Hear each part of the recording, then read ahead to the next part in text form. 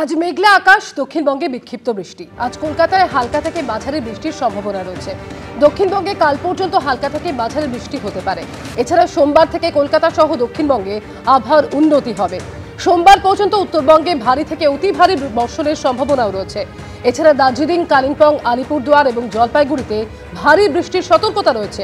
কোচবিহার, দিনাজপুর, মালদাতেও চলতে পারে ভারী বৃষ্টি। সোমবার আলিপুরদুয়ারে ভারী বৃষ্টি হবে। এছাড়া ঝোড়ো হাওয়ার সতর্কতা।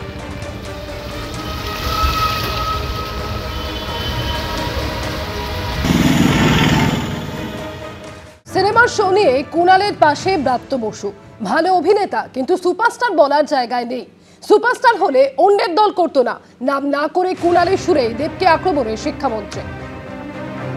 সব রকম প্রভাব খাটিয়ে রঘু ডাকাত বেশি শো নিল। মুখে বাংলা সিনেমার উন্নতির কথা বলবো আর কাজে স্বার্থপরের মতো নিজের ঘুঁটি সাজাবো, এটা ঠিক নয়।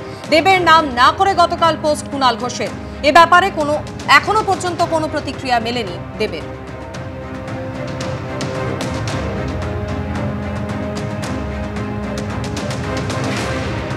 খুবই ভালো অভিনেতা হয়তো, হ্যাঁ, কিন্তু তিনি নিজেকে সুপারস্টার বলার জায়গায় তিনি অন্তত নেই।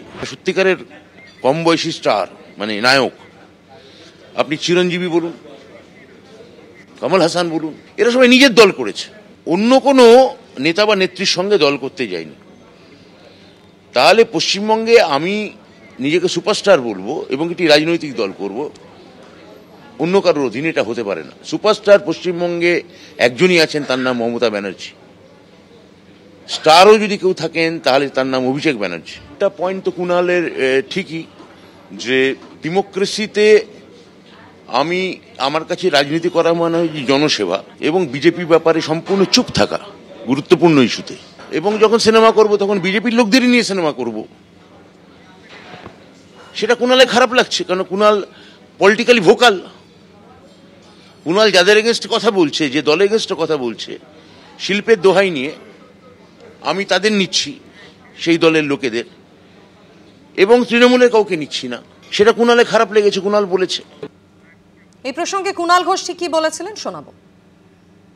সবাই সমান একটা জায়গা থেকে শুরু হোক, তারপর দর্শক যাদের বেশি বলবেন সেই জায়গাটা। সেখানে যদি দেখা যায় যে নানা প্রভাব খাটিয়ে একটি সিনেমার সমস্ত হল এবং প্রাইম টাইম দখল করতে চাইছে, সেটাতে তো বাংলা সিনেমার সার্বিক হয় না। আপনি যদি সন্ধ্যে 6টায় ফ্রি হন, আপনি যেখানেই যেতে যান, আপনি একটা ছবি আপনি বাধ্য দেখতে, ফলে সেটা কেন হবে? এখন এইটা বলার পর অনেক লোকে আপত্তি করেছিলেন। আমার সঙ্গে দেবের কোনো মানে ইয়ে নেই, মানে আমি দেবকে প্রচণ্ড পছন্দ করি।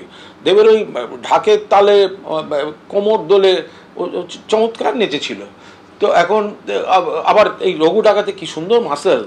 আচ্ছা, কিন্তু আমি তার সঙ্গে কোনো তো ব্যক্তিগত কোনো ইয়ে নেই, কিন্তু রাত তো যদি আমার বিষয়টা, আমার মনে হয় এটা বাংলা চলচ্চিত্র জগতের বাকিরাও এই ব্যাপারটা একমত হবে। এবং ব্রাত্য যে এটা নিজের মুখে ব্রাত্যর মতো একজন লেখক, ঔপন্যাসিক, নাট্যকার, পরিচালক, সিনেমা পরিচালক, অভিনেতা, তিনি যদি বলেন তাহলে নিশ্চয়ই মানুষ বুঝবেন যে মানে এই বিষয়টা একটু নজর দিয়ে ভাবা উচিত। প্রসেনজিৎ চট্টোপাধ্যায়কে দেখলাম আজকে একটা সাক্ষাৎকারে বলছেন যে এই ধরনের যদি মানে চলে আসে, ছবির বাইরের খেলা যদি ছবির ইন্ডাস্ট্রিতে চলে আসে, তাহলে ভবিষ্যতে বাংলা ছবি করবো কিনা ভাববো। এটা কত বড় উদ্বেগের বাংলা ছবির পক্ষে। তাহলে যারা বাংলা ছবি বলতে বলতে শুধু নিজের ছবি হয়ে যাচ্ছে, তো তারা তো প্রসেনজিৎ চট্টোপাধ্যায় থেকে ব্রাত্য বসু, তাদের কথাগুলো তো গুরুত্ব দিয়ে শুনতে হবে, বিবেচনা। এটা ব্যক্তিগত আক্রমণের জায়গা নয়। আমার হাইটও 6 ফুট নয়, আমার অত বড় মাসেলও নেই যে আমি অতগুলো বলবো। সিনেমার শো নিয়ে তৃণমূলের অন্দরের এই দ্বন্দ্ব প্রকাশ্যে আসতেই সরব হয়েছে বিরোধীরা। কি বলছেন বিজেপি নেত্রী লকেট চট্টোপাধ্যায়, শোনাবো। তারা নিজেদের মধ্যে লড়াই করছে।